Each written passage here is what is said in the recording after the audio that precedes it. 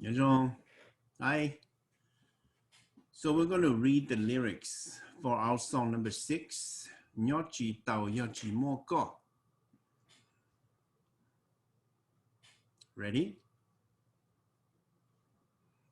Lun dia tê đá lì đá, yo nhỏ lì chà, Yog Tsis Muaj Koj. Lun dia tê lo lì lo, Yog Tsis Muaj Koj, chê cú yên chỉ xa nhỏ. Địa tê nền chống lì chống chỉ mua tù rong thông lì có kia. Địa tê nền đào linh đào lòn thiệt chỉ đào. Linh tư yuan dị của xía. Nhỏ chỉ đào yo chỉ mua có. Nó chỉ cá bự chỉ trao rong. Mua có nhỏ cú chỉ khó xía lợi.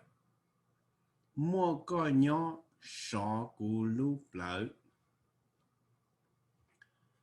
Do kế đế lì đế, do có ô kế, do kế thiệt dễ. Do kế cha linh cha, có nhỏ ý xa. Do cú ư sĩ tùa tệ. Nhỏ chỉ tàu, yo chỉ mua có.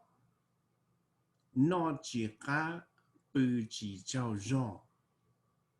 Mua có nhỏ cú chỉ khó xía lợi. Mua có nhỏ sọ cú lúc lợi. Nhỏ chỉ tàu yo chỉ mua có. Nó chỉ cá bự chỉ trao rong.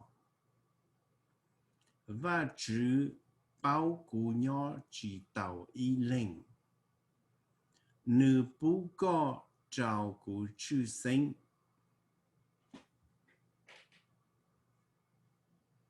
That is it.